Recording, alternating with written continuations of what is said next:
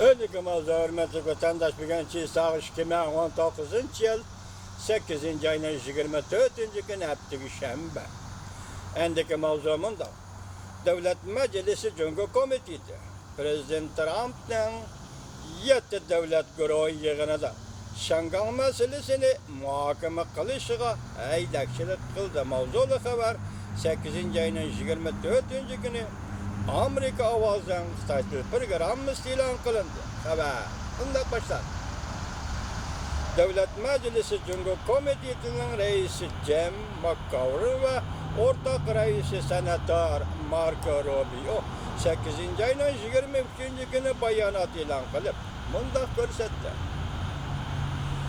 7 devlet başlıkları yığınında Prezident Trump'ın Amerika Halkara Cemiyeti'nin Şangan meselesindeki ortak menfaatini muhakeme kılışıga aydakçılık kılımızdır.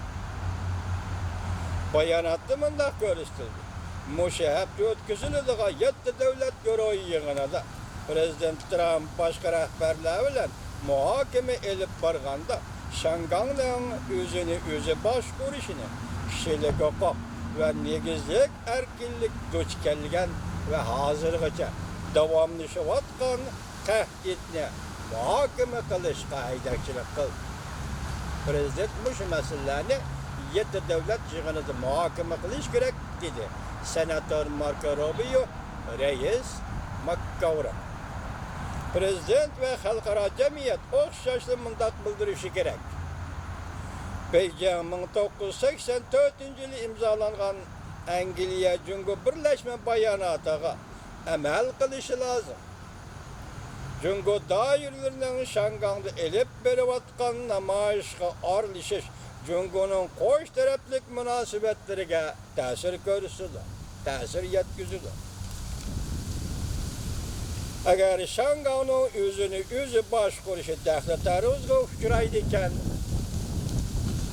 Amerika ve bütün yer şarının menfaatini tehditge uçuraydı.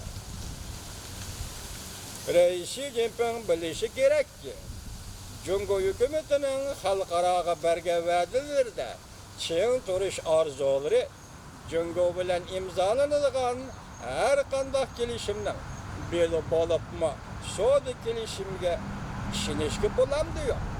Cumhur kim bilen kandak şartname imzalasa mesela yakında imzalanılan soğudu gelişimge değil moşunun imza koygan Cumhur'un gelişimge emel kılışıga işengili bulam diyor.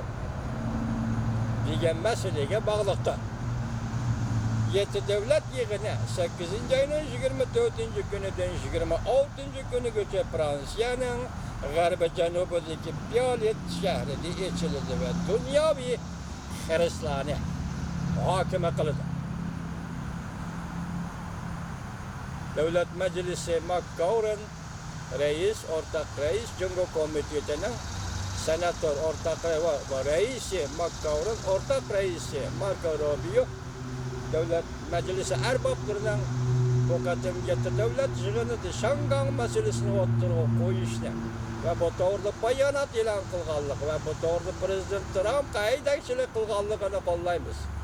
Şu katada hürmetli Prezidentimiz Trump efendi Şangan meselesini muhakeme koyganda Uyguristan'daki yani Şinjan Uygur Abdunum Rayni'deki ceza lagırları meselesi ve Uygur milletinin hazırki kısmeti, takdiri ve hazırki turmuşu biz endi 12 kişilik hukuktan alkıp çıktık hürmetli Prezident Trump efendi. Hazırki gap Uygurlarının ceniği, bir milletinin ceniği kelivatıdır. Bir milletinin hayat mamatığı kelivatıdır. Bir milletinin mevcut buluş ve yoruk alemden tille yokap gitişidin ibaretmişinde zor tehdit güdüş kelivatıdır. Hürmetli Prezident Trump efendi Şangan meselesi Katar'da Uygurlar meselesini ve Uygurların ceza lagırı meselesini muhakemeye koyuşunuz ne ümit kılımız Prezident Trump efendi.